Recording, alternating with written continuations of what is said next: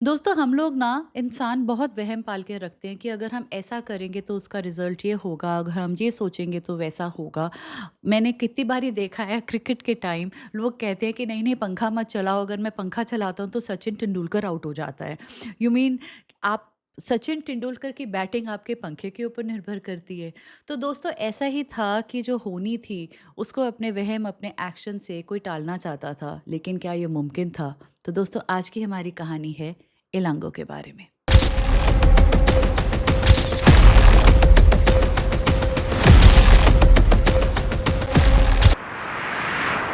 Hello दोस्तों, मैं हूँ प्रेरणा और स्वागत करती हूँ आपका अपने चैनल है बात ज़रा-सी में। दोस्तों आज की हमारी कहानी है चेरा डायनेस्टी के 2 सन्स की। तो दोस्तों चेरा डायनेस्टी में एक एल्डर ब्रदर थे जिनका नाम था सेनगुटुवन। तो जो बड़े भाई हैं वो बड़े भाई थे, लेकिन जो छोटे भाई हैं उनको ना प्रजा और राज्य बहुत ज़्यादा प्यार करती थी। सब लोग उन्हीं से ज़्यादा स्नेह करते थे और सोचते थे कि काश ये छोटा भाई ही राजा बने। लेकिन जो भी एडवाइजर्स थे, लोग थे, वो ऑब्वियसली राजा से ये बात कह थोड़ी पाते। तो सबके सब मन ही मन में ये रखते थे कि छोटा वाला भाई ही किंग बने, और उन्होंने लेकिन ये बात कभी राजा से बोलने की हिम्मत नहीं की।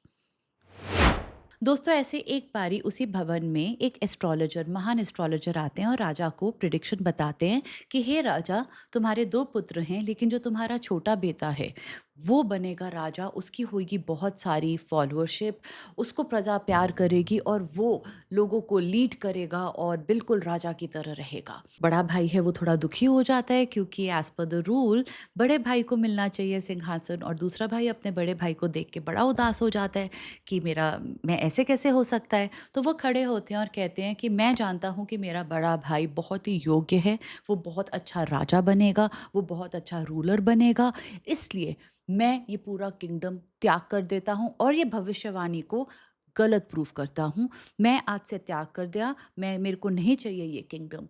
तो उन्होंने साधु वाले वेश पहने, अपना हेड वगैरह शेव कर दिया और वन की तरफ प्रस्थान कर दिया। तो ये जो छोटे भाई हैं वो वन फिर जा रहे थे एक जगह से दूसरी जगह तमिलनाडु में, और ये बहुत बड़े पोएट भी बन गए, जिसके कारण इनकी बहुत सारी फॉलोअरशिप हुई। इनकी एक बहुत बड़ी तमिल क्लासिक है शिल्पदिकारम, जो बहुत मशहूर हुई और आज तक वो बहुत पॉपुलर है, जिसके कारण he had lot of followership. और दोस्तों माना जाता है कि ये जो हैं ये एक जैन मॉन्क भी बने थे आगे जाके, जिससे इनकी जो फॉलोअरशिप है वो बिल्कुल काउंटलेस अनगिनत हो गई थी और एक किस्म से राजा ही थे। दोस्तों अब हम बात करते हैं इस तमिल क्लासिक की कि वो कहानी क्या थी और क्यों इतनी पॉपुलर हुई थी, उसके पीछे की कहानी क्या है। दोस्तों ये जो क्लासिक है तमिल की शिल्पदिकारम, ये एक बहुत ही रिच लेडी कनंगी की कहानी है। तो दोस्तों जो जो कनंगी है उनका विवाह हुआ था एक व्यक्ति जो मर्चेंट थे, व्यापारी थे, उनका नाम था कोवलम। अब इनका विवाह तो हो गया, लेकिन जो कोवलम है वो एक डांसर्स के प्यार में पड़ गए थे जिनका नाम था माधवी। वो अपनी वाइफ कनंगी को छोड़ के उस डांसर के साथ रहने लग गए थे। अब ये जो माधवी हैं ये थोड़ी-सी ग्रीडी थी, तो उन्होंने काफ़ी सारा जो इनका पैसा है यूज़ करना शुरू कर दिया। कनंगी से भी किसी तरह से छल-कपट करके पैसा मंगवा के सारा का सारा यूज़ करना शुरू कर दिया और इनका जो पैसा है धीरे-धीरे करके घटने लग गया। एक बारी ये दोनों ना गाने के कॉम्पिटिशन में थे, संगीत कुछ चल रही थी सभा, जिसमें कोवलन ने गाना गाया कि किस तरह से एक औरत ने, एक लड़की ने उनको दुःख पहुँचाया है, और माधवी ने गाना गाया जिसके कुछ लिरिक्स में ऐसा था कि मेरे प्रेमी को धोखा मिला है एक और लड़की से। अब ये जो लिरिक्स हैं जो माधवी ने गाए थे, समहाउ इट टच्ड कोवलम, और उनको अपनी वाइफ की याद और उनकी कुर्बानी की याद आ गई, एंड ही रियलाइज कि उन्होंने ये क्या कर दिया है अपनी बीवी के साथ। फिर ये जो कोवलम है अपनी वाइफ के पास वापस चले गए, लेकिन तब तक सारा जो इनका पैसा है वो ख़त्म हो गया था। ना कोवलम अमीर थे ना उनके वाइफ अमीर थे, लेकिन जो इनके वाइफ है उनके पास तो पायल, और वो जो पायल है ना वो थोड़े मोटे वाले, जैसे राजस्थान में कड़े के टाइप्स पहनते हैं, वो पैरों में ऐसा कड़े की तरह, चूड़ी की तरह पायल पहनते थे।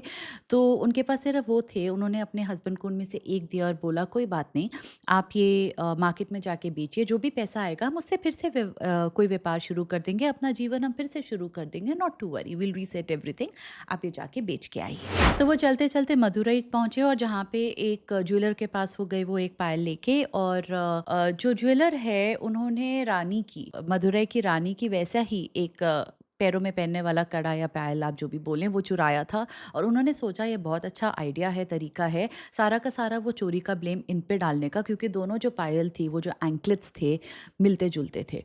तो इन्होंने कंप्लेन कर दी कि इनके पास चोर है जिन्होंने रानी की जो एंकलेट है वो चुराई है।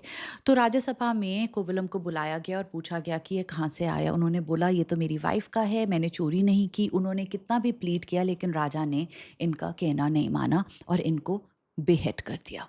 अब जब ये बात कनंगी को पता चली वो बहुत ही परेशान हो गई और राजा के दरबार में आई और वो चिल्ला-चिल्ला के कह रही थी कि आपने ये इनजस्टिस कैसे कर दिया, कि इनोसेंट आदमी को आपने मार दिया।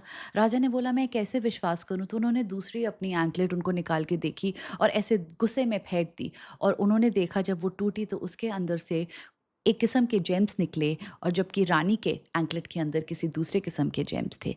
तब राजा समझ गए उनसे तो बहुत घोर पाप हो गया है, उन्होंने एक इनोसेंट आदमी को मार दिया है और इसी पश्चाताप में वो बेहोश हो गए और उसके बाद उनकी डेथ हो गई। अपने हस्बैंड को मरता देख जो रानी है वो भी बेहोश हो के उसके बाद उन्होंने भी प्राण त्याग दिए। और जो कनंगी हैं वो अभी भी बहुत क्रोधित थी, उन्होंने एक मशाल उठाई और पूरे के पूरे पैलेस में आग लगा दी और इसी तरह पूरे के पूरे जो नगर है मदुरई का उसमें आग लग गई। दोस्तों ये कहानी इतनी प्रसिद्ध हुई थी, ऑफ कोर्स ये कहानी है इसमें सच्चाई नहीं है, इतनी प्रसिद्ध हुई थी कि आज भी मदुरई में कई जगह पे कनंगी के मशाल के साथ मूर्तियां लगी हुई हैं। और ये थी कहानी जो चेरा डायनेस्टी के छोटे बेटे ने लिखी थी जिनको कहा गया था कि वो राजा बनेंगे। जी इतनी प्रसिद्ध हो गई वो एक मॉन्क बन गए, इनको इलंगो के नाम से जाना गया छोटे भाई को और वो ऑलमोस्ट राजा की तरह ही जी रहे थे। इतने प्रसिद्ध हुए, इतना प्यार मिला और इतनी उनको पॉपुलैरिटी मिली।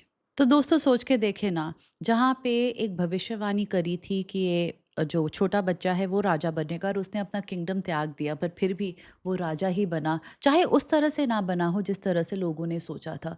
इसी तरह से हम भी जो सोचते हैं ना, अगर हम ये कर देंगे तो हमारा जो फ्यूचर है चेंज हो जाएगा, we can change the destiny etcetera. होनी को कोई टाल नहीं सकता दोस्तों, हम बस उसको देख नहीं पाते हैं। We just can not defy fate. The best is कि हम एक्सेप्ट कर लें और उससे हम जो डील करना है वो सीख लें, क्योंकि हम कैसा भी अपना जोर लगा दें होनी होके रहेगी। थैंक यू दोस्तों for watching my channel and my stories. Please आते रहिएगा, subscribe to my channel, it helps me grow and bring more content for you. और आज की ये इलांगो की राजा बनने की कहानी थी मेरी आपसे बात ज़रा सी।